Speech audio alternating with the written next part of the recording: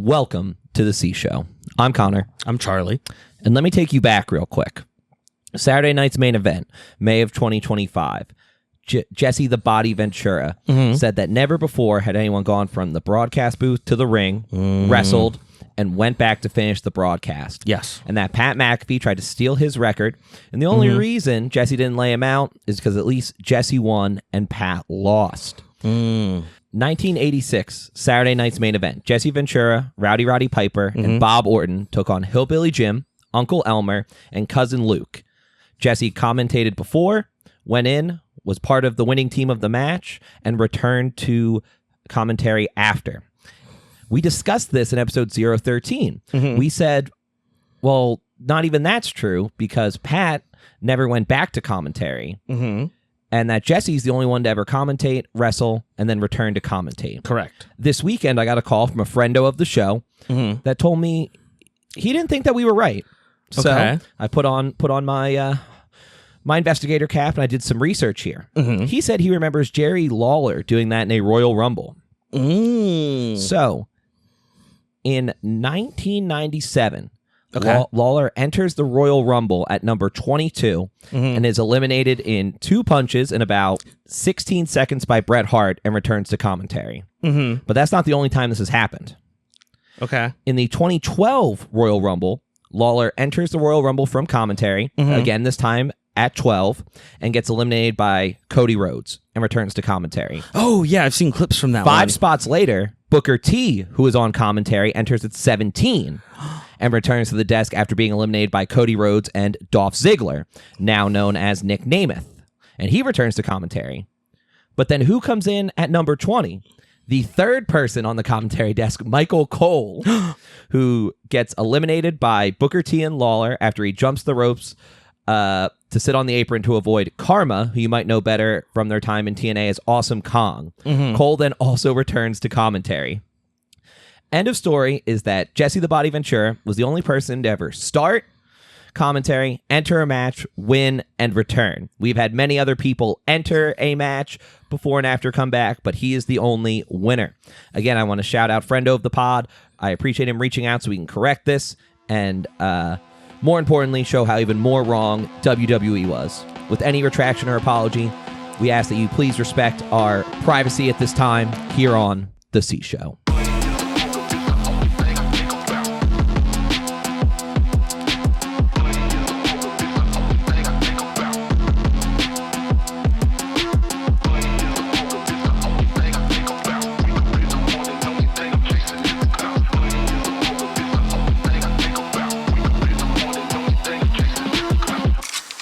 All right, welcome back to the C Show. I'm Charlie. I'm Connor. We start off Smackdown on Friday the 13th of 2025, June of 2025, with a John Cena Town Hall. I mean, where do we want to start here? I think, obviously, John Cena's Mount Rushmore of wrestling is John Cena, John Cena, John Cena, and John Cena. You can't see me, but you all want to be me. No one past or present will ever hold a candle to me. I am smarter than all of you. He wanted 6 months to scout the competition. He used the Royal Rumble, and he used the Elimination Chamber to his advantage. He put R-Truth into the main event, and we took the bait. And he's using right now he claims he's used Punk's character to back him into a corner. If Punk wants the undisputed title, he'll have to admit that he's a hypocrite. Seth Rollins doesn't want to cash it in. He wants to cash in and be the only champion. John is the greatest of all time for a reason. He's playing chess, not checkers. Real quick, I do just want to acknowledge how I love how they're bringing this up. Because again, Punk has made his comments before about wrestling in Saudi Arabia and all those things. So I appreciate that they're not just kind of blowing it to the side. And again, we'll get to Punk a little bit later. But again, I just love this thread that they're pulling on. Because so many people right away were like, but remember what Punk tweeted at The Miz all those years ago? Oh, yeah. Over 25 years, he's solved every puzzle and cracked every code. He wins matches before they even start. And you won't even realize until after I'm gone. Thump, thump, thank goodness. Thank goodness. Again, I am amazed that Cody has leisure wear. I am amazed that he has anything other than suits and ring wear. But Shout out to Cody. Cody gives his props to John. Everything you have said has come true to fruition. But I pinned you in the center of this ring. I'm not part of your plan. You're part of mine. I'm not a part of your system. I'm an adult. Duh. You can't tell us what to do. Can't tell us what to wear. Oh, see, I was thinking Lonely Island style. Throw it on the ground. Well, yeah, I mean, that's good too, but I was bringing it back to DX. Happy birthday to the ground. And then here's Randy Orton. Here's Randy Orton. Yes, thankfully. Well, Cody also calls it John Rushmore as well. But again, Randy says, I had you beaten down and out, dead to rights. Somebody decided to come and save the day. I realize now I have to do whatever it takes. Doesn't matter who or what I have to go through to get number 15. Did you see the Mouse Cena shirt in the back? I did. My God. That was so great. The audience was on point this weekend. Phenomenal work, folks. But then we also get LA Knight. Let me talk to you. Yeah. Tess is having a banner night as well. I am looking at the WWE establishment. Your plans did not include this man. A balding bleep. John Cena does look like the F word. Very fun. That's a new one. Mm-hmm. There's not a thing any of you can do, Cena claims, but R-Truth attacks, security intervenes, Ron Killings, no shirt, let's go. Cena is screaming at Aldis, nose to nose, half expecting Aldis to just toss Cena like an umpire. Aldis is wearing the blue blazer. A nice choice. A good choice by Wardrobe. Shout out Owen Hart. R.I.P. We have another King of the Ring match here. LA Knight versus Randy Orton versus Carmelo Hayes and Aleister Black. What's your move of the match here, Connor? We're jumping right to the move of the match. I'm going to say it's for when Randy goes for the back suplex to LA Knight, but LA Knight wiggles out, but then Aleister Black comes over and Randy's like, well, someone's getting back suplex on this table. It's vintage Orton time. Did you have anything that you wanted to say about the match before I rudely asked you your move of the match? I just want to say, I love the start. LA Knight's start to his matches recently have been fantastic. They all take turns uppercutting Mello and then clotheslining him to the outside. Yeah. Carmelo Hayes hits a beautiful springboard leg drop when LA Knight is hanging over the ropes, right? And then we get into my move of the match, which we just talked about. So what was your move of the match here as we keep going? My move of the match is definitely the finale here. Mello's up on the top rope, and then Randy catches him mid-air while he's trying to crossbody Randy for a mid-air RKO on top of LA Knight. Ends up pinning LA Knight for the win. Randy Orton moves on. That does set up for Sami Zayn versus Randy Orton coming up next week. So more on that soon. Do you have anything else about the match? The only other thing I want to mention is when Randy Orton had the setup for Aleister and Mello to do a double draping DDT, and then LA Knight came up from behind and delivered his jumping neck breaker. So it's the jumping neck breaker and the double draping DDT. Chef's kiss. Yeah, that was definitely my backup there. My second choice. Backstage, we've got Jacob Fatu walking. He says, the U.S. champion is America's most wanted. In Rupp Arena, you know what I mean. Now, while we talk about the historic Rupp Arena and Adolf Rupp, you don't hear that name in it, do you? I would like to mention 4 dates. The first one is New Year's Day, 1946. Temple University defeats Kentucky 53-45 at the Civic Center, the old home of the Warriors in West Philly. It's the second meeting between Temple and Kentucky. Adolf Rupp misjudges his opponents from the Harvard of North Broad. Our second date is from December 20th, 1947. Temple outlasts Kentucky again at the Convention Hall, 60-59. Josh Cody outwits Rupp. Kentucky's first loss of their season. After a 7-0 start, Kentucky would go on to win the championship that season. We jump forward, I think, I'm not going to do the math, 8 years. Saturday, December 10th, 1955. Out of 400 games at the old Memorial Coliseum in Lexington, in one of only 38 times, Temple routs Kentucky 73-61. Bang, bang. A masterclass by Temple legend Harry Litwack against Kentucky bum Adolph Rupp. In 1958, we lost by 1 point in a Final Four game. 1 point. 1 point. Gotta make your free throws. Gotta make the free throws, boys. In this last date here, this is the third to last matchup between Kentucky and Temple. Litwack outclasses Rupp once again 66-58 in the cathedral of college basketball, the Palestra. Bruce Drysdale makes 10 field goals and 25 points in a 40-minute shift. Ed Devery and Russell Gordon both have 11 rebounds for the Owls. Board man gets paid. But as we get back into the Rupp Arena, in the modern day, it's time for Jacob Fatu. Let's keep it 100. Just because your family don't mean you can go behind the back and snake 'em. Can't take all the credit.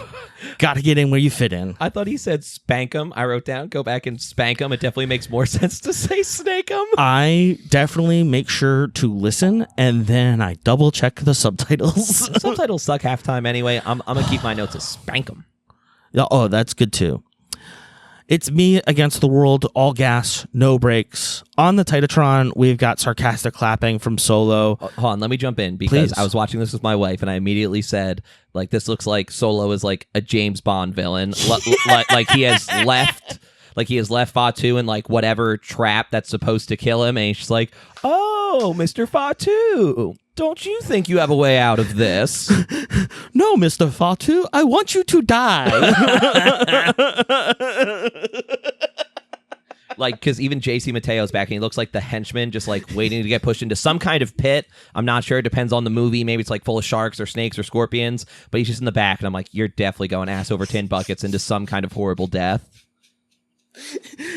And they've got JC Mateo in those shades, so like you straight up cannot see anything on his forehead or in his eyes. So good. He's just missing the cat and the tented fingers. Absolutely. Really. And the Nehru jacket. The Nehru jacket would kill it. So our Bond villain comes on and says, "You made the biggest mistake of your life, but I can forgive you. I brought you here, and it was all because of me.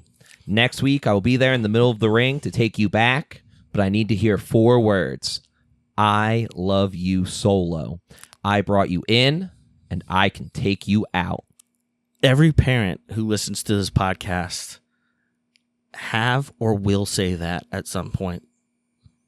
And that's okay. That's okay. It's a rite of passage. You know what I mean?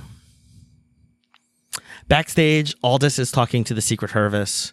Apparently, Chelsea had travel issues getting to Lexington, Kentucky. Don't blame me, Chelsea. And Chelsea is calling in from FaceTime, hilariously, in a hot tub. She needs to postpone her match. Alba Fire is ready for action and will take Chelsea's place later in the show. Aldous has authorized it, doesn't need Chelsea's approval. So Zelina comes in and she doesn't even hang up. She just like turns the volume down and puts the phone down on the desk. Looking for Julia. Julia's in here. Zelina says, "Well, I'll face off with her next week." Looking to get her get back from that jumping last week during the Bakersfield brawl match. I have been snatched harder by better. Zelina is ready to take on all challengers. We now have a Queen of the Ring match. Now, confusingly, you think, okay, they're just talking about a Queen of the Ring match where Chelsea Green is supposed to participate and they replace her with Alba Fire. However, no. Thank you for the wavy finger. It's actually Piper Niven in this match. She's not replacing anybody. She's just wrestling in this against Jade Cargill and Meechin and Nia Jax. Now, this is a little confusing. It is what it is. You could have flipped the matches or made it make more sense, but it is what it is. So I know that we get into your move of the match pretty early here. Yes. So why don't you hit us with it? Yeah, so mine is Jade's backbreaker early in the match. My notes are just give Jade the crown right now. Just give it to her after that backbreaker. Yeah, hits that beautiful tilt-a-whirl backbreaker. Michin gets to do a little bit, hits a Rana and a drop kick. There's a point where Piper and Nia work together. Yes. And then they're Jade, just going back to back to back on Jade. And then Jade hits that crazy. She does that pump kick so beautifully. It always looks so absolutely devastating. Michin, my move of the match here is Michin hits that moonsault from the top rope outside on top of everybody. Yep. Again, just full extension. Looked absolutely beautiful. Piper does try to get a pin opportunity here, but Nia reminds her who's in charge after this agreement. Michin takes advantage of the opportunity, jumps in from the top rope, tornado DDT on Piper Niven. Michin is just doing really well here.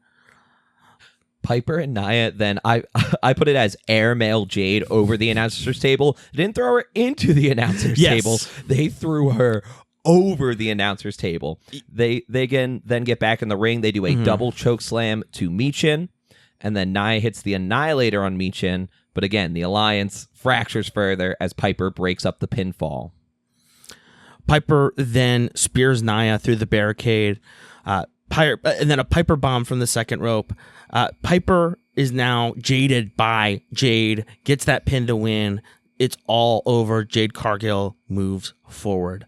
My favorite part about Jade getting thrown through the desk is that Wade didn't realize what was happening, didn't move out of the way, and played into it very well by just like on the commentary. Well, so yeah, good. because he was even like, I don't even know if this mic's still working. Again, man, he's just growing on me so much, man. I love him. I'm getting to that point. He's really good. Yeah, I'm just really impressed by all the commentary this weekend. Backstage, Naomi has been watching this entire match. Listen, director, please don't show me sad Stephanie Vicaire. I don't need that in my life. I just don't. I don't want to see that. It makes me sad. But this transitions into a town hall for Naomi. She reminds us at the top, I told y'all I was done accepting scraps. She calls out Tiffany Stratton. Too nice, Naomi. Let it happen. It's going to feel so good when I hold that title. Thank goodness it's now Tiffy time. So Tiffy comes down. You talk a big game. Why don't you cash in right now and take my title? You're all talk and no action. Naomi goes, do I look like Boo Boo the Fool? Do I look stupid to you? I'll cash in when you least expect it, and I'll make your life hell. Tick-tock, Tiffy. Your time is almost up. Proceed with caution. As Naomi walks out of the ring, Tiffy raises the title high. Nia comes back into the ring, attacks Tiffy. Tiffy drop kicks her twice, attacks Naomi. Nia clotheslines. Nia goes up for an Annihilator. Naomi and Nia face off, but Nia orders Naomi to get out. Nia slams Tiffany, and it's over. Backstage, Aldis is with the tag team division. They're sort of strategizing based on what happened last week with the Wyatt Sicks takeover and Street Profits' reaction of, I don't like that. This is very good. Again, DIY thinks anyone besides them should have to deal with the Wyatts. Anybody else. Please, dear God, they're like, anyone go show them what's good. Oh, Fraxium can do it. Fraxium wants the heat. And Fraxium, to their credit, are like very excited to go out. And if it's not Fraxium, then maybe the Street Profits. But Aldis has a different idea. He says, Motor City Machine Guns, you guys are the veterans. You guys will set the tone with the Wyatt Sicks. And as the Wyatt Sicks enter, a spotlight on the Motor City Machine Guns, which is really interesting. I like their whole entrance. Usually when a wrestler enters, all the attention is on them. But when the Wyatt Sicks enters, there's also a focus on their opponents. And then again, all of them come out. All five of them come out. A lone rocking chair on the ramp, a lamp sitting on it, an homage to the late Bray Wyatt. And again, Uncle Howdy grabs the lamp, and as we lead into this Motor City Machine Guns, again, Alex Shelley and Chris Sabin versus the Wyatt Sicks, Dexter Loomis and Joe Gacy. Uncle Howdy cuts the mic, turns the lights back on, and Dexter and Joe sprint into the ring before the bell even rings. I'll jump into my move of the match here because it was early. Motor City Machine Guns do a double baseball slide under the rope, and then they both spring themselves over the top for a double cross body. Again, I just love that cruiserweight style, flying around, right? Make that money. The storytelling of this match was so phenomenal because they cut back to Uncle Howdy in the rocking chair so many times, whether he's nervous or he's excited or pleased about the actions, and even calls for the Wyatt Sicks to wrap it up. My move of the match here is an insane leg drop by Dexter Lumis. He goes up on the top rope and then does a leg drop from the top rope there. A pin on Chris Sabin, and it's over. The Wyatt Sicks have defeated the first of the tag team division in SmackDown. Who will their next victims be? Next. Moving on. Backstage, John Cena is approaching Jimmy Uso because I thought at first I was like, is that Jay? No, Jay is on Raw. Jimmy is on SmackDown.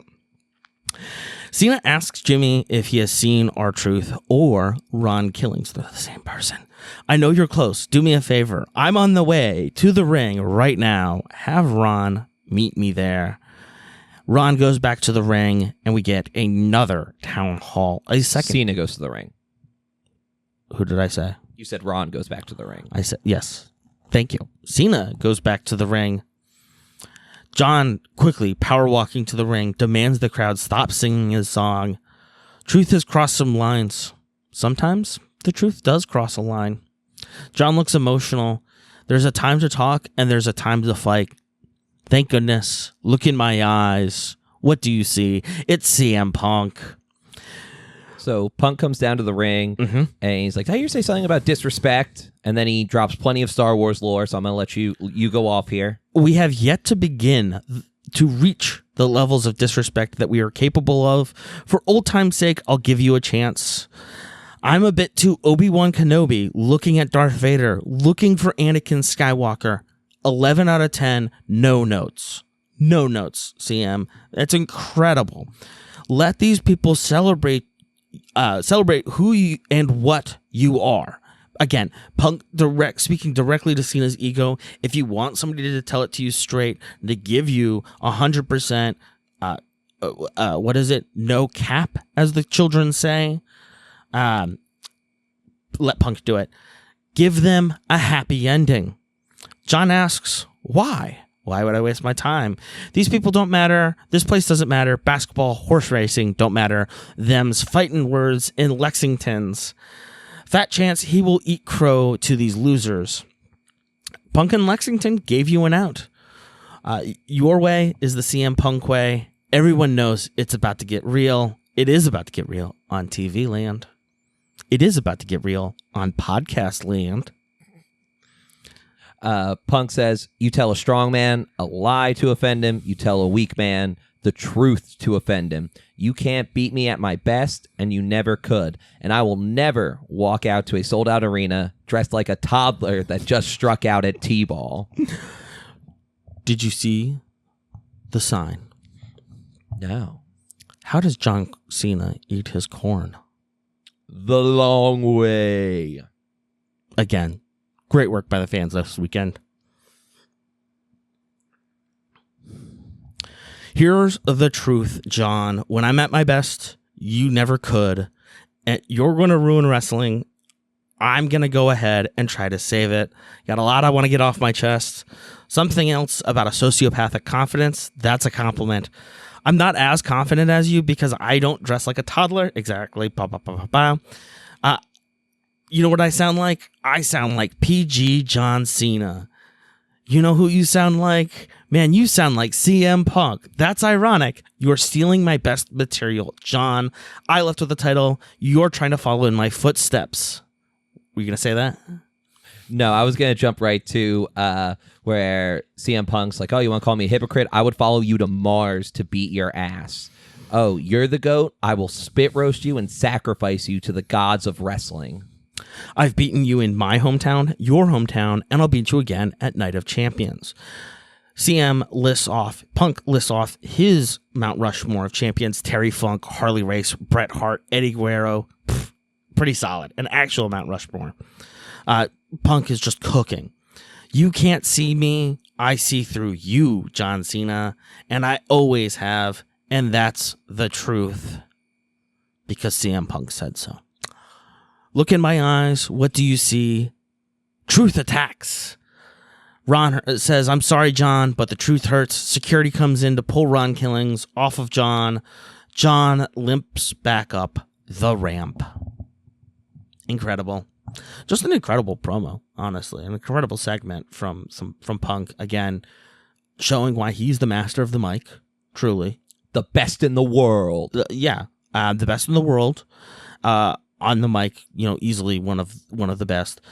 And this whole thing with John Cena is really interesting. All of these different characters coming out of the woodwork to defend wrestling as John tries to destroy it. Backstage, we've got Byron Saxton with Alexa Bliss. Alexa reminds us already that she's won and made history. Charlotte comes in peacocking. I mean, she literally blocks Byron Saxton out. There's room for only one queen. Woo! Lyra Valkyria? To Charlotte, not to Lyra. We love Lyra on this podcast. Alexa's side-eye to Byron is 100%, 10 out of 10. Backstage, Ron gets admonished by Aldis. What do you want me to do? Ron wants a match against John Cena next week. Done. I'm driving now. Next up, we have our second Queen of the Ring matchup. Charlotte Flair versus Alexa Bliss, Candice LeRae, and Alba Fire, who is replacing Chelsea Green. One thing near the beginning I want to call out is that, again, like Alba Fire and Piper Niven will wrestle in like their little suits and all. Mm-hmm. And there's a point where something comes off of Alba. I don't know if it was like a fake tire or whatever. Yeah, it's and she goes to use it on Charlotte, but make sure not to choke her with it. Just like put it over her mouth. Yeah, it's a very famous thing from before when Daniel Bryan was fired. Oh, because during like a Nexus takeover, he like used a cord to pretend to choke somebody, immediately fired. Like, so since then, people have been very careful surrounding that. So that's why she just like basically stuck in Charlotte's mouth and just kind of pulled on it. Yeah, because that's one where it's like that turns into assault real quickly. Yeah, so that's fair. This was such a good match. I'll let you tell us our move of the match because mine's at the end here. Look, if there's a Tower of Doom, I am talking about it. I even called it a Super Tower of Doom. Yes. So, Candice and Alba have Flair set up for a superplex. Bliss comes in at the bottom, power bombs Candice and Alba, who brings Flair through. Candice then goes for a code breaker on Bliss while stepping up and over Charlotte, kind of giving her a senton as well. That whole exchange was fantastic. Yeah, this was a whole match where I was like, how do we have another Fatal 4-Way after this? And again, I've got some more comments on that later. But my move of the match here is Charlotte going for a figure-8 submission move on Alba Fire. But meanwhile, Alexa Bliss decides to do a Sister Abigail on Candice LeRae. Alexa ends up getting the pin before Alba can tap out. And as soon as Alexa gets the pin, the 1-2-3 count, Alba taps out. Charlotte Flair is pissed. And another move I just want to shout out real quick is so Flair does her figure 8, right? Her version of the figure 4 where she does like the big arch and all to it. And then Candice does a lion salt, that second rope springboard moonsault to break it up. Because I thought that might be the finish there. And again, that was just beautifully done. Again, a great shot of them like specifically looking at Flair in the submission. And then Candice just comes in off screen and just delivers a fantastic lion salt. Yeah, this was probably my move, or not my move, but my match of SmackDown. I was sitting there and I was like, I don't know how we're going to get another Fatal 4-Way in here. Did you see what Bliss did after the match as Charlotte was leaving? I did not. I'm literally like, oh, Bliss bows twice to Charlotte. I'm like, oh no, 3 bows. It's like Charlotte's like going up the ramp, all like, it's just literally, it's like 3 little bows. Boom, boom, boom. Nice. No notes. Backstage, Punk and Cody Rhodes meet backstage. We can't keep avoiding each other, Punk wishes Cody good luck for this evening, because Cody is about to go into a King of the Ring qualifier versus Andrade, Damian Priest, and Shinsuke Nakamura. I was so mad at the beginning of this match because they all kind of look at each other and they all put their hands up like they're going to do like a 4-person lockup. Like they're all going to grab 2 hands, and immediately Shinsuke's like, no. I'm out of here. I'm not dealing with this. I'm going to roll out. And Cody's like, oh, you think you're leaving? And then hits a dive over on him instead. Yeah, thank goodness. This was a match where I was sitting there, and I'm usually watching at my computer, and so I jiggle my mouse, and I'm like, okay, Cody's coming out. We've got like 18 minutes. And then I jiggle my mouse again, and I'm like, okay, like 15 minutes here. I jiggle it again, and I'm like, okay, 13 and a half minutes, guys. How are we going to do this? And I get it. Like, I hate to break it to everybody, but it is scripted. It's predetermined. What? But again, like, how are we going to do this in less than 12 minutes? But they pack it in. They totally pack it in here. My move of the match is kind of early here. I love the bionic elbow. I just love a classic sort of wrestling move like that, where he's just kind of winding up with his hands. Yeah, some straight up Three Stooges stuff as we were talking about earlier. And then he goes back, he goes forward, tries to punch Damian Priest. Damian counters, puts him down. Before I get to my move of the match, I'm going to get a couple other things. Shinsuke does that awesome move where Damian Priest is like sitting on the bottom rope, like on top of it, and he slides underneath him and kind of does like a power bomb-ish, I would guess. Like that's always just super smooth. You see Cody put Shinsuke into a figure 4, and then you see them kind of like crawl their way over so Andrade could hit them with a splash. They were like too far away. You can see them like posting on their elbows to get over. My move of the match is Andrade goes for a moonsault on Priest, but he moves, so he does the I'll just land on my feet and then do a standing moonsault onto Priest. Again, to even have half that body control or athleticism, I would do horrible things. Andrade is so good and so underrated, I feel like. I also love, because we mentioned earlier that Piper put Nia Jax through the barricade. They did rebuild it because later Priest was up against the same, and I'm like, they're gonna break the same goddamn spot again. but instead they end up just throwing him over it instead of going through it. The ending of this match is Cody coming back into the ring, but Priest gets him back up. Cody pulls a Cody Cutter on Damian after a failed Razor's Edge. Crossroads on Andrade. Nakamura comes from behind. Nakamura's attempt to break the Crossroads, and Cody counters. Cody puts him into another Crossroads. Cody pins to win. His opponent to be determined. Cody Rhodes advances. This tournament's heating up. It's heating up. I wasn't sure how I would like the Fatal 4-Ways as the qualifiers, and like they have their plus and minuses. There's a lot more kind of shenanigans that go on the Raw ones we'll talk about in a minute, but I thought this was one of the better ones so far. No real shenanigans. Everyone got their shine. Everyone hit their moves, and good storytelling in it. Great storytelling. The Queen of the Ring match, the second Queen of the Ring match was really good as well.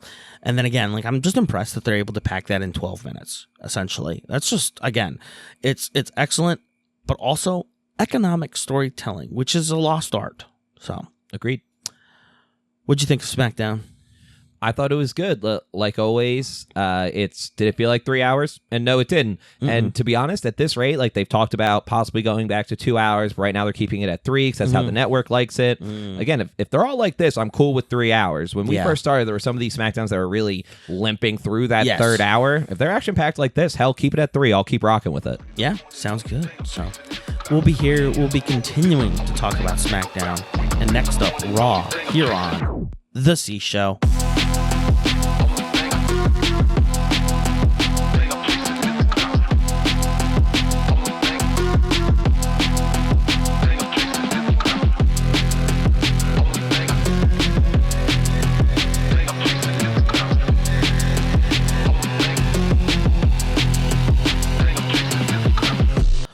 Welcome back to the C Show. We're here. We're talking about Raw from last night, June 16th, 2025.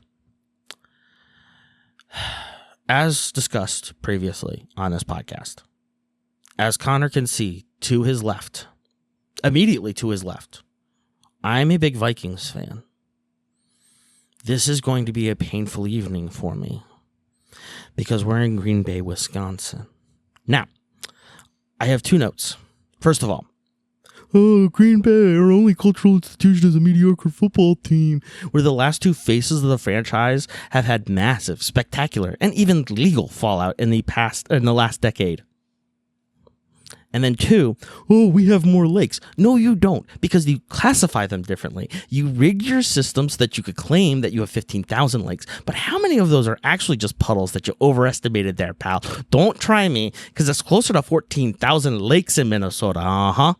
How big does something have to be considered a lake? So I think in Wisconsin, it's like 5 acres, and in Minnesota, it's 10. They're fudging the numbers. They literally fudged the numbers so that they could stunt on us. Was Brett Favre in charge of this? Probably. Honestly, knowing his enjoyment of fudging numbers. Yes, I've had to wrestle with Brett Favre, my fandom for Brett Favre. But moving on, we're talking about wrestling. We're talking about Raw. Liv Morgan is out first. Pat McAfee is still out on leave. So Corey Graves joins Michael Cole on broadcast. We get a quick recap of the Nikki Bella face-off from last week. My note here, wow, Pat maybe should take some more time off. You've had a really busy schedule over the past couple of years. Take some time, enjoy time with your family, rest, recuperate. He's doing that daily show. It's so stressful. Yeah, we're just worried about you, Pat. Just gotta worry about him. He's got to take care of himself first. He needs to put himself first, as we'll talk about more later. But welcome to Monday Night Morgan from La Vaca Dirty Dom. Thank you, my güerita, which is so I looked this up. So it's in between like Latina and Gringa, so it's like kind of like white passing, but it's kind of also like it's not great. Every time Dom talks, he keeps getting booed, and it's just so good. Liv talks about how she paved her own way. She lifts off her accomplishment. Greatest women's tag team champion of all time. Okay, but what about singles titles, Liv? You're not so tough without Raquel. Liv wants her rematch for the women's heavyweight title. Io Sky comes out.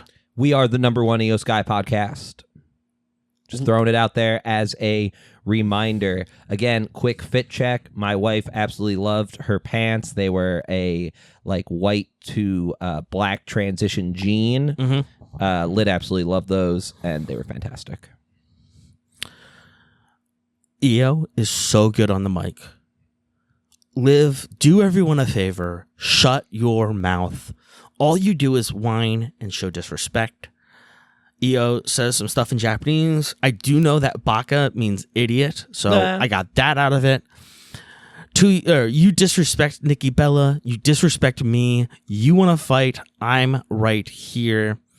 Liv wants to fight for the title, or you could just give it to her. Io reminds her if you want it, you have to earn it. You can't steal it like you stole Dirty Dom. Io cooking in English. Dom, again, anytime he opens up his mouth, he just can't finish. Make it easy.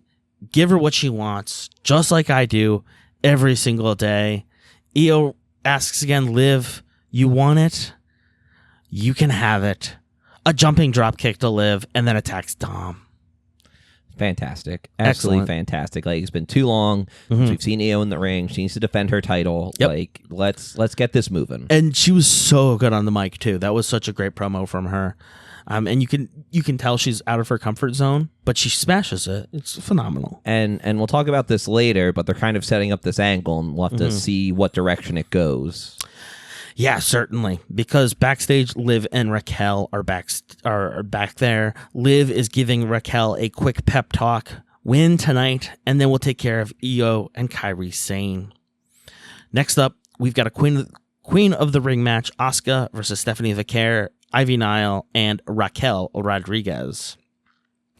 During the ad break, Chad comes out with Ivy Nile. The crowd is chanting with the American Made theme and going, "You suck, Donna, you suck. Fabulous. Chad Gable says, I'm glad that we're not playing in that decrepit old shack Lambeau field. And just incredible. He says, I had to sneak into Wisconsin from Minnesota, from my hometown, where a real football team plays, the Minnesota Vikings. Absolutely. A real football team. And actually, a real football team plays over in the state of Minnesota, too. They're called Minnesota United Football Club. It's actually in the name. Go Loons. Go Loons. Come on, you Loons. And again, thankfully, the ad break ends. Asuka is making her appearance after 13 months. She's making her return to the ring after 13 months out from a knee injury. Her mask is based off of a Hanya, which is a demon mask from No, a form of Japanese dramatic theater that dates back to the 14th century.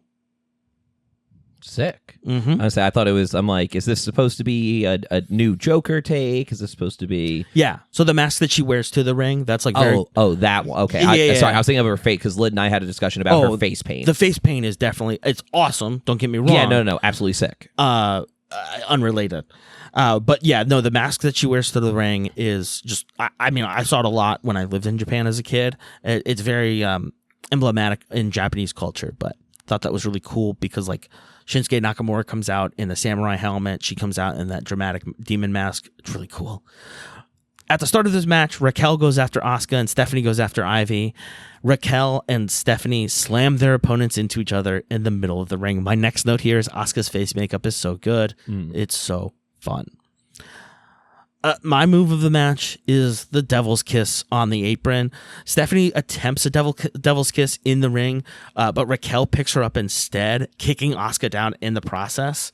Down on the ropes, Stephanie takes down Raquel and then puts her into the Devil's Kiss position, hits her on the apron, rolls her off. And then goes and immediately hits a springboard crossbody after that. Like, she is so good. Like, again, these young women wrestlers are just continuing just to go off. Like, this women's division is going to be stacked for so long. That's why I'm glad we have the Evolution pay-per-view cut. Like, so many of them need so much more shine. Yeah, absolutely. And like, it just goes to show how much has changed in so little time as well. So we really love to see it. Connor, what's your move of the match? So my move of the match here is there's a point where Stephanie and Asuka kind of face off in the ring, and Steph just keeps throwing haymakers at Asuka, and Asuka just keeps screaming and laughing in her face. Like, again, that is the Asuka I remember. I love Asuka. Again, when the Kabuki Warriors and Damage Control was rolling, like, that's the Asuka I remember. She does not look like she has lost any kind of step. Like, she was ready to go. Yeah, no, that was another note that I had was there was no ring rust. It looked like she just wrestled last week. She was just at Mania. Like, it was very fresh. So we'll love to see it and hope to see more opportunities there for Asuka as we move forward.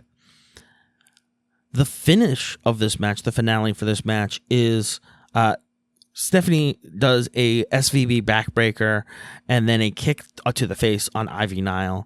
Raquel has a big red boot. And then Raquel pins Stephanie, but Rhea pulls her out. Mommy is back. Rhea gives Raquel a riptide onto the floor. Asuka now has the chance. Hip check, which is called an Empress Impact on Raquel.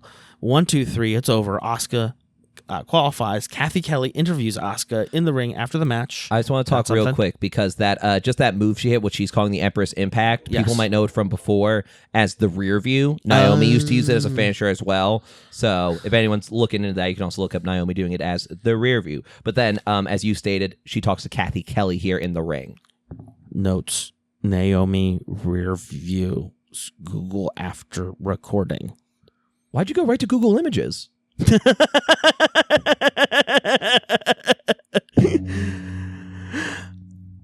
During the break, after a recap of the last week, the New Day come out. Hold on. Can we just talk real quick about the actual interview? Yeah. Oh, my bad. So no. So you're good. So Asuka's in the ring with Kathy Kelly. Asuka says the fire didn't die. It is still alive. I will be queen of the ring. No one is ready for Asuka. Setting up that match with Alexa Bliss, the semifinal for Queen of the Ring. After the recap of last week, during the break, the New Day come out. Xavier, straight pimping. Apparently, Michael Cole lets us know that the Godfather was in a car accident earlier last week. He's okay. Everything's all good. But of course, Xavier comes out in like the calf length fur coat, hat, cane. Excellent. No notes. Thank God for the New Day here. They have an announcement. The New Day will defend their titles, but not in Green Bay. This is the toilet paper capital of the world. Y'all know what it smells like. Y'all are dumb enough to live here. No teams worthy of the championship in Green Bay. This isn't a video podcast yet. The New Day brought titles, the title town, something they're not used to. Thank you, New Day. New Day rocks. New Day rocks. New Day rocks. I thought that was great. Yes. No, and then we'll see later in the evening from Becky as well. But now we have the Judgment Day sketch. Roxanne is fully in the clubhouse. The PS5 somehow made its way back. Raquel on the couch, out and recovering. Liv needs to handle it by herself. JD and Finn hold Dom back from assisting Liv. Tension between Finn and Dom. Finn talks to Roxanne. The audio is so poorly mixed here, it's really hard to tell. Director, drop the audio on the crowd when we're doing Judgment Day stuff in the clubhouse. We want to hear what's going on with the Judgment Day. I don't want to hear the crowd's reaction to it. I get it. Like, it is a live show with a live audience, but like, if you're gonna go backstage anyways, like, bring it down. So, is what it is. Oh boy. A real bummer of an episode of Raw last night. Gunther comes out. There's a guy right along the ramp with a Lee Fitting Rules sign. Shout out to you. Corey Graves says that he won't protect Cole from Gunther. Doesn't have the stones that Pat has. I'm thinking about getting a hot dog, maybe a bratwurst, since we're in Wisconsin. Spicy mustard, lots of sauerkraut. If they have gluten-free cheese curds on the side, no doubt. Gunther does call out Seth. Seth previously called him out. He wants to make it easy for Seth. He is right here. Who comes out? Goldberg. A 58-year-old man, nearly 60, comes out and says, I want to challenge you for the World Heavyweight Championship. So Gunther's just going to job to a nearly 60-year-old man who's basically in the same boat as Braun Strowman, has like similar injuries, like nearly paralyzed. There's like certain moves that he can't pull off anymore, I was reading. And so I'm not excited about it, honestly. Like, that's not something to look forward to. Yeah, no. And I'd have to look. To my knowledge, his last match was the match with The Undertaker. That was absolutely atrocious. They both nearly killed each other with concussions and otherwise. But yeah, so Gunther and Goldberg are going to go head-to-head in Atlanta, July 12th on Saturday night's main event. He says, you are mine because you are next. So July 12th is a busy day for if you're a wrestling fan. Alphabetically, AEW All In Texas. For those of us in the Philadelphia area at the 2300 Arena, heck, if you want to drive in for it, it's worth it. BCW Hot Summer Nights. I had to double check. Unfortunately, there is no CZW event on July 12th. I thought that would have been fun. And then, of course, we have WWE Saturday Night's Main Event 40. So yeah, we're going to be very busy July 12th. Not sure if we're going to watch All In, but we will have some coverage on that. Of course, we're going to be at BCW Hot Summer Nights. We'll have some more details on that for both of us soon. And then, Saturday Night's Main Event 40, that'll be a big one because it's their 40th one, of course. But then also we've got what effectively will be Goldberg's retirement match. I feel like he's doing it in Atlanta. He was an Atlanta Falcon for 3 years. So, congratulations. Good for him to get his retirement match. These circumstances are not great for fans, but it is what it is. Yeah. So, as I'm sitting down with my brat, and, I'm already a bite or two in because I'm impatient. Sitting down and I see JD McDonough versus AJ Styles, and I go, should I get another brat already? Very bad booking scheduling here. Okay, so AJ really controls this match, puts JD in a submission hold very early here. I think my move of the match here is pretty early. Dom holds down the rope, pulls JD out of the ring. Dom taunts AJ, and then we get a classic Looney Tunes style chase outside of the ring. JD takes out AJ Styles in Timekeeper. My move of the match is early to do some good technical stuff, a lot of pins, and then a lot of like bridges to get out of it. Yeah. I also love that leading up to your move of the match, AJ did have JD in the calf crusher, and JD was close to the ropes on the one side of the ring. Yep. AJ literally did a freestyle wrestling tilt and flipped him all the way over towards the middle of the ring, towards the other side. That's what let Dom get involved, and then, as you put, the Looney Tunes chase. Yeah. I was literally sitting there and I was like, this feels like Elmer Fudd chasing Bugs Bunny. But the best part of the chase, and maybe I missed what you talked about, is that AJ's chasing Dom. Dom gets behind Timekeeper, and then JD McDonough flies over the top of the barricade and splats AJ Styles, big style. So for our finish here, Dom tries to distract AJ. JD can't take advantage, though. AJ hits the Styles Clash for the 1, 2, 3. At the end here, AJ is surrounded by the Judgment Day. Fortunately, he slides out of a 3-on-1 situation in the ring. He does have the IC title in hand, though. I described that as he gave them the okey doke. So again, he's standing in the ring with the title, and literally it's Finn on the one side, Dom on the one side, and JD on the other side, and they're all kind of gearing up, we'll get him. As soon as they all go under the rope, he just goes right out under the rope the other way. So he leaves with the title. And we'll come back to that in a moment here. As backstage, Sheamus is approached by Alpha Academy. Maxine and Natalya just want what's best for Sheamus. Tozawa wants him to kick Rusev's ass in the King of the Ring match. Backstage, Bayley walks past and arguing A-Town Down Under, the New Day fanning the flames. During the break, Cole and Graves analyze Seth Rollins' vision. That's what I'm going to keep calling the group. Recap Friday Night SmackDown. Kathy Kelly interviews Penta. Penta is not afraid of the vision. Penta fears no one. One by one, I will destroy you. Repeats it in Spanish. I know that.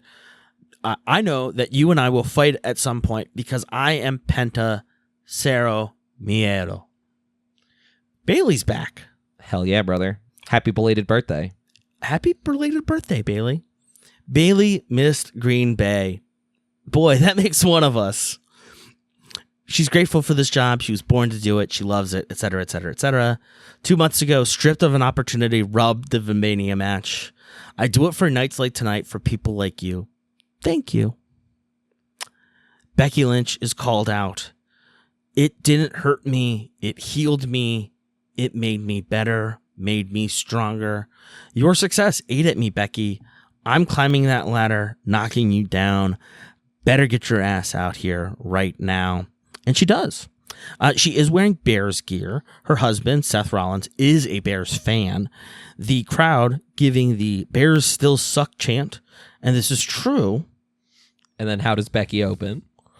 They beat you last time. What have you done for me lately? You accept being second fiddle, Bayley. I don't. Much like the Packers. Oh, yes, so good. Broken clock twice a day, etc., etc. I used to fight for the people, but they stopped fighting for me. Here's a secret. They stopped fighting for you, too. Nobody gave a damn about you. Bayley asks, do you hear yourself? You sound like an idiot. Had to take out Lyra after taking Bayley out. Probably felt guilty. Becky muses. Bayley sort of intimidates Becky into the ropes. They get really close there for a moment, but Becky is just faking like she's intimidated. Bayley can have a match, but not in Green Bay. I'll see you. And not for my title. Oh, yes. And not for the title. I'll see you in Columbus. Becky cheap shots Bayley. Bayley strikes back, and Bayley walks out of the ring triumphant. So two things here. My first is that she's like, Green Bay? No. Columbus. Now that's big money. Now that was so funny to me. And then did you hear Becky as she was going up the ramp? What'd she say? She was like, I was just trying to fix your hair. I was just trying to fix your hair. So again, heel Becky, stay fucking cooking. Oh, excuse me. Backstage, we have Kathy Kelly with Jey Uso. Jey is going to run it back with Gunther. At Night of Champions, he's going to get his title back. Rusev preparing for his match next. So I'm just confused here. So Jey's going to get the title back at Night of Champions. So no, he was saying that he'll go to Night of Champions, win King of the Ring, and then he'll have his opportunity to face Gunther as the King of the Ring. He gets a title shot against Gunther. Gotcha. So whatever brand the person belongs to, they get a match against their brand's champion at SummerSlam. Gotcha. Okay. All right. No, thank you for clearing that up. And again, Rusev preparing for his match next, his King of the Ring match against Jey Uso. AJ, the good boy, returns the IC title to Nick Aldis. Aldis announces that it's official, AJ versus Dom for the title at Night of Champions. Bayley approaches next. It's official, but there's a twist. Becky took a title match. She gets another shot. Becky versus Bayley for the women's title. Lyra is there too. They discuss it's not personal. Bayley's just doing what's best for Bayley. Lyra will do what's best for Lyra. Next up, we're just going to talk about this quickly. Unfortunately, we had Kairi Sane versus Liv Morgan set up. Almost immediately, Liv lands wrong on her shoulder. It's announced that she dislocated her shoulder. We go to a break. The one thing that I did want to note that I think is really sweet is that Liv has members of the Judgment Day, their names on her shin pads. Oh, I didn't notice that. Carlito's name is still there. Hell yeah. Yeah, so she got a dislocated shoulder. It was a very normal move. She just landed hard, and I don't know why they showed the slow motion replay. You can kind of see it going. Everything I saw said it was a very real injury. Yeah. Again, it wouldn't make sense for them to kind of write her out after she just had that face-to-face with Io. And injury like this, it really depends, pulling on some of my sports medicine degree that I don't use. It's all about, how did it dislocate? Did it tear anything? There's options where it's non-surgical and it can be, a matter of weeks. If it has to get fully repaired, it could go closer to a year. Ooh. So again, wishing Liv all the best. A great wrestler, good person for everything I've heard. Obviously no ill will for her heel character or anything. Absolutely. Again, C-Show is wishing you the best on your road to recovery. Yeah, no, thank you for that insight there, that expertise. We're currently recording. It's the 17th of June. It's almost 2:00 now.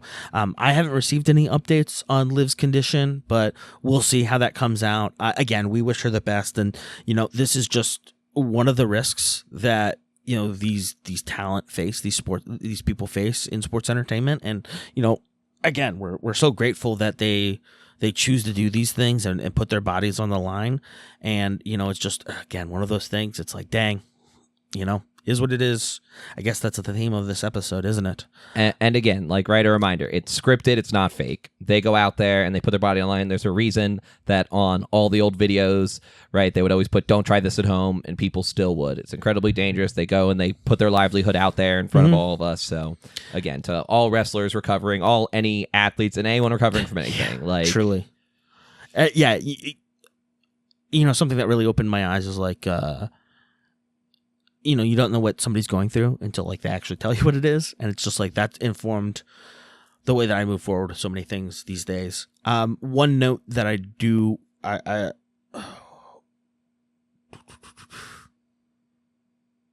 trying to think. I had something. Fuck. About the injuries and all, or about something else? Was it adjacent to Liv Morgan? Oh, no. Shit. Okay. No, I've got it. Okay.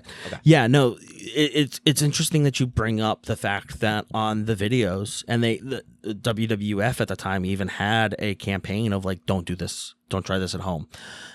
On our TikTok account at C-Show Pod, you get the same warning when I post clips with wrestling videos in them. Yeah, and I think it's absolutely necessary, be careful out there. Don't be stupid. Be safe. But yeah, I thought that was really interesting that continues just in a different form. So this match ends with a Kyrie winning because due to Liv's non-clearance medically. Yeah, injury default, as they say. Injury default is the term. Thank you.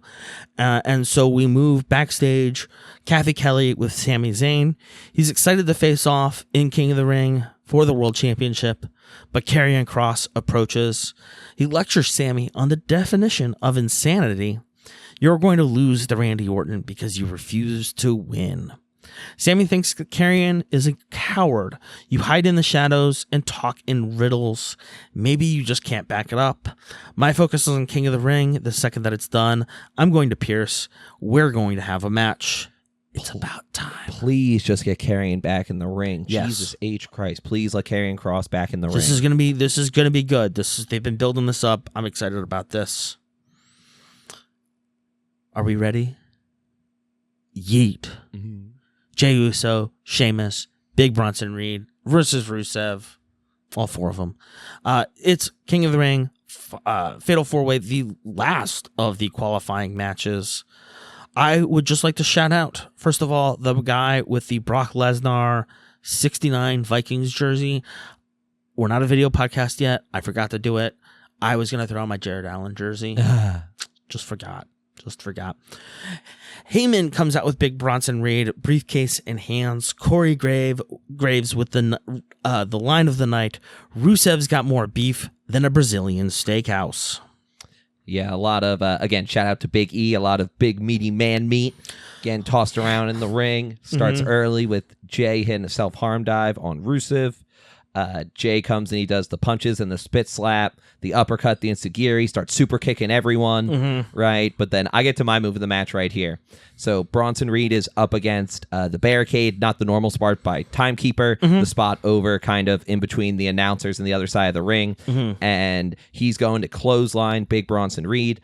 And Bronson just throws him over the top there. Yep. Sheamus does the pop-up. Like, I don't even know what horror movie I want to relate it to the most. There's so many. Like, right, but he just does the pop-up and then grabs Reed for the 10 beats of the Bodran. I actually listened. I did, like you said, I looked at the caption. So that's the, if you've ever seen, like, the Irish frame drums, that's a Bodran. So where he gives him 10 beats of the drum and then even goes back and gives him a second helping of it. Love it. My move of the match is Sheamus gets Reed up on his shoulders, which is just incredible. Reed, I think, is listed at 320 pounds. Sheamus is at like 270-ish. Incredible. And Sheamus ends up giving him a white noise, almost gets a pin on Reed. Again, another phenomenal match. They do give us a lot of time for this one. But again, like everybody gets some action, gets some sweet moves in. So yeah, real quick, I'll hit my runner up. So Jey Uso still has his like ribs and his midsection all bandaged. There's a point where he goes for a crossbody and Bronson Reed catches him into the world's strongest slam. So he has him like basically like across his chest, like lifts him up and just slams and falls down on top of him. Like looked brutal. Love the world's strongest slam. Shout out Mark Henry. Yeah, I mean, my other move of the match here is Big Bronson Reed off the top rope for a tsunami on Sheamus. Jay somehow breaking up that pin opportunity.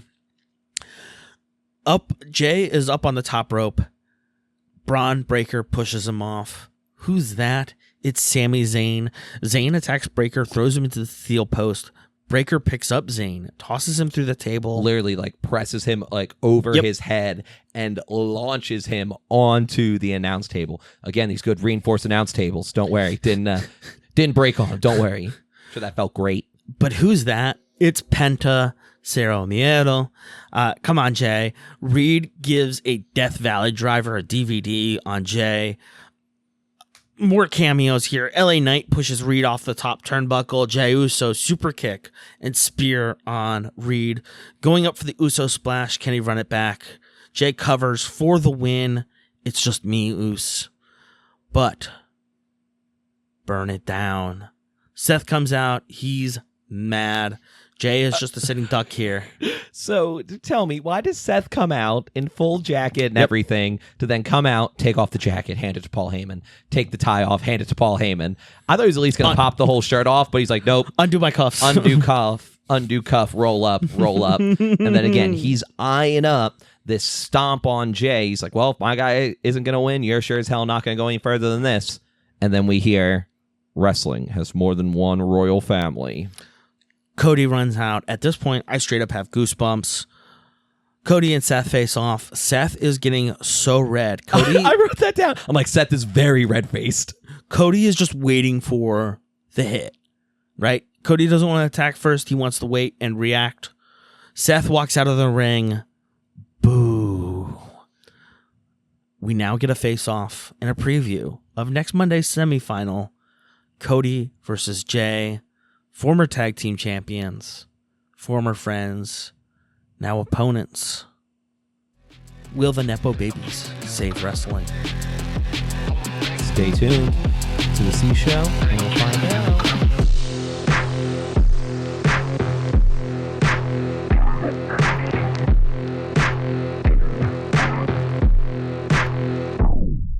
Welcome back to the C Show. We're here. We're going to talk about Night of Champions in Riyadh, Saudi Arabia at the end of the month here, June 28th. So we're going to talk about the 4 semifinal matches for King and Queen of the Ring, and then we'll also discuss the 2 singles matches for the Undisputed and Intercontinental Championships on the men's side here. So, first one up is the King of the Ring tournament. Our 2 semifinals right now are Sami Zayn versus Randy Orton, and then we also have Cody Rhodes versus Jey Uso. So, Sami and Randy first. I really like this because it's interesting. Orton has been more and more vocal about pushing for his next title. I believe they said it'll be win 15 for him. And then, right, Sami still clawing after this very first world title, right? Like my first kind of view at it is I don't see a way that Sami wins this. Now, I hope he does. I would love to see Sami keep building up and then go and win his first world title. But I could also see them being like, well, if Randy wins the whole thing after getting, quote unquote, cheated out of King of the Ring, whatever, that bad pin call, right? And then he can start pushing for his next title and also get another shot at John Cena. Yeah, no, that would be pretty cool. That would be pretty cool. I wouldn't be mad if Randy wins either. Yeah, I wouldn't be mad. I would just finally like to see Sami get to the mountaintop. Our next match here for the semifinals will be Cody Rhodes versus Jey Uso. This is a tough one for us, I feel like. It is. Again, this is one where like my brain first goes like, how could Cody lose? But again, everything going on with Jay building back up to another match with Gunther, especially if Jay wins and they get to build it towards SummerSlam, like that could be really good for business. I'm sure Cody will get his shot back at John Cena at another point. Anyway, again, my heart says Uso, my brain says Cody Rhodes. I think I have to agree with you almost every single point. I know that's bad radio, but as we move on here, we've got the Queen of the Ring tournament. The semifinals here are, we've got the Prodigy, Roxanne Perez versus The Storm, Jade Cargill. And we also have Alexa Bliss versus Asuka. So our first matchup here, Roxanne Perez versus Jade Cargill. Certified talls versus smalls match. Oh, absolutely. And man, again, I don't know here. Like, I'm surprised that it's taken Jade this long to really get into, like a real shot and a real push at the belt. There's sometimes she was involved, but didn't really feel like she was a threat. But they've really been letting these young wrestlers go, which is also good to build them off. I bet this is going to be a really good match. I hope that Judgment Day is not involved, hopefully. But I think Jade is going to come out on top here. Yeah, no, I would like to see Jade come up on top here as well. I think Roxanne still has a lot of room on her runway, and that's even before she takes off and goes straight up to the top. She's, what is it? She's 23? Yeah, like 23 or 24, something like that. Yeah, I mean, enjoy all of the time that you've got. Like, this is an incredible achievement already. Next up, we've got Alexa Bliss versus Asuka. Another tough one here. gonna say I want Asuka to win it. Yeah. Again, I'm a huge Asuka person. Again, going back to Damage Control, the Kabuki Warriors with her and Kairi Sane as women's tag team champions. I would really like for her to win. Again, both of them were, relatively on a comeback. Again, Alexa Bliss has been here for a little bit, but again, building her back up. But I would love to see Asuka really just explode into the moment coming back. Like, again, I wasn't even sure if she would get the win in the Fatal 4-Way. I love that they put her over there. And I think her and Jade could have an absolutely insane match. I think her and Jade could go give them 15 minutes and just let them go, and we'll have one of the best women's matches of the year, I think. I think you're right. Not that Bliss and Jade couldn't put on a good match, but I just think that Asuka and Jade kind of mesh better in that idea. No matter out of the 4 women here, the matchup that you're going to get is going to be good. Oh, absolutely. No question. I think you're right here, in the optimal matchup is Jade Cargill versus Asuka. That's going to be the best bang for your buck. I do kind of want Alexa Bliss here to win, just because I like Alexa Bliss a little bit more. She is awesome. I've got more time with Alexa than I do with Asuka. So, yeah. And I don't know, because again, this Charlotte and Alexa thing has to come to a head soon. So, but again, she could still Alexa Bliss could win this match and then lose at Queen of the Rings. I feel like that they're going to set those two up for SummerSlam. Love it. Excellent. Next up, we've got John Cena versus CM Punk. I assume this is probably going to be the main event. So I don't know why it's third here on this table. Let's just skip over and talk about Dominic and AJ first for the Intercontinental Championship on the men's side. I think it's pretty clear. We every time AJ wrestles, we get really hungry for some reason. And I kind of just want Dom to retain. Yeah, no, I want Dom to retain. If AJ falls off the flat end of the earth, you wouldn't find any complaints from me. Well, he would hit the ice wall first. Oh, of course. And then he'd go through the Hollow Earth, and then and then he's fighting King Kong down there.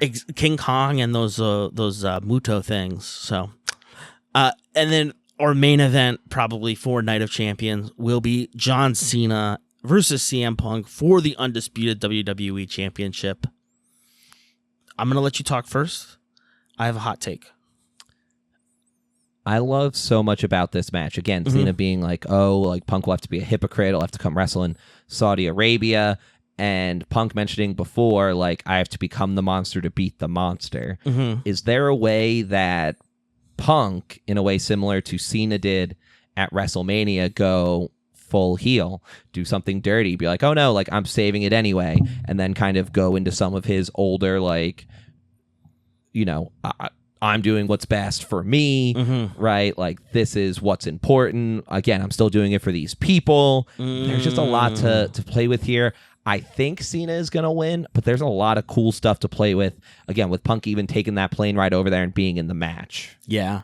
I don't even think it's a hot take anymore after thinking about it. It's a take for sure. I don't think the match is going to end with a pinfall or a submission. It's not going to end normally. It's going to end with some sort of disqualification.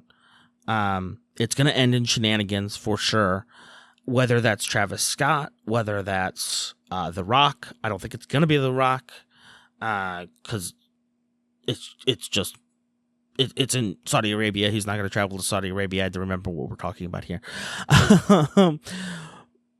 But I don't think we're going to get an ending. I don't think we're going to get a title change. What I think we're going to get is a continuation of, this theme of, John is going to ruin wrestling. And this is just another way that he's going to ruin wrestling is we're not going to get sort of a concrete answer to who wins this match in Saudi Arabia. Does that make sense? No, I get what you're saying. Yeah. Again, the whole thing goes back and forth between Cena saying he's the GOAT, Punk saying he's the best in the world, right? Again, Cena wins by nefarious means, then claims he's the best in the world. Yep. Punk can then come back and be like, you had to do X, Y, or Z to beat me. And then, they can kind of keep revving, especially if someone from Raw wins King of the Ring. Yep. Then they can go, hey, we're going to reload that and we're going to go to SummerSlam. Probably with some other kind of stipulation, maybe like a cage or something else of the sort to keep, Ooh, a cage. right? Like I want to say Hell in a Cell, but I don't know. Like again, Punk had such a great Hell in the Cell match. I don't know if they would bring that back so quick, but I feel like they're going to want something to keep all the interference and everything else out. At a point, this has to come to a head, and then probably John's still going to probably win that just because like they are going to milk this until this last stop. What we've got, we'll have I think 16 dates. Yeah, either 16 or 15 after after Night of Champions. So, well, do you hear that? I do. Is that feedback? What is that? Oh shoot! Oh wow! Tell the audience what was pulled out. Oh wow! So Charlie has just slid some official WCW 1991 full color trading cards to me. We were talking about getting some, and man, here we are. Can you let them? Did you do the research for like what some of the big hits are for this? Yeah, so some of the big hits in this are the Steiner brothers, Lex Luger are the big ones as well. Connor's popping it open. Yeah. Go ahead. So we've got more of these coming out. So we've got some more packs sitting at my desk. At the end of the month, we're going to be recording a bunch of just us pulling packs out and stuff. We're going to include this in the episode here just as a little teaser to what we're doing here. But so stay tuned for that. We'll be posting sort of our follower goals. We already hit 100 followers on TikTok. Let me open more cards. Yes, let us open more cards. So, Connor, what's our first card here? We start off hot with a Ric Flair. Ooh, Ric Flair, nice. We then do get a Steiner Brothers card, a red border. I think this is Rick Steiner because of the mustache. Yes, that is Rick. We get Sid Vicious, Psycho Sid. Ooh, Psycho Sid. Very nice. Yellow border here, number 29. A second Ric Flair card. Here's a quote on the back of the Psycho Sid Vicious card. Quote, "If you weren't a wrestler, it's scary to think what Sid would be doing." Dennis Brent, editor, Wrestling Wrap-Up. We got the Southern Boys. Ooh, yes. So this is one of two of the Southern Boys. Tracy Smothers and Steve Armstrong. We got a Missy Hyatt. Ooh, Missy Hyatt. Oh, man. Flying Brian. Ooh. This is Brian Pillman before the... Yeah. We got Doom. All caps when you spell the man's name. We got El Gigante. Gigante. My apologies. Yeah. So this is Giant Gonzalez. Yeah. This is Giant Gonzalez before he went to WWE. He was scouted by Ted Turner personally. Oh, really? He was in the NBA, or he got drafted in the NBA, and then I think he was playing for the Hawks, didn't make it, and then Ted Turner was like, "Why don't you just come out to the power plant and do some wrestling?" Oh, hell yeah! That's another Flying Brian card. Ooh, yeah, I think it's literally the Steiner Brothers card we talked about because it's them both and the dog.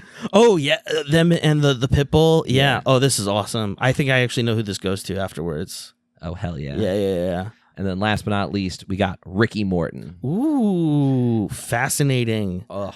Thank you so much. That did scratch just a touch of the itch here. Please get our followers up. I need to open more cards before I explode. My bank account says I can't, so let's run it on the show tab. That's absolutely right. So stay tuned for more of that. We'll have links in the description, all of that stuff. C-Show Pod on your favorite social media channels. Well, we'll be back next week. Stay tuned for more C-Show.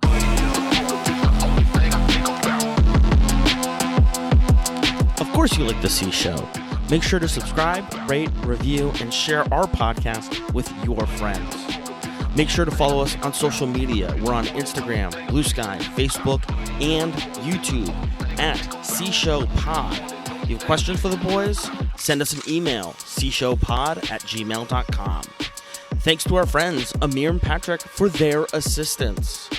The C-Show is a production of 832 Media. Thanks again for tuning in, and we'll be back next week.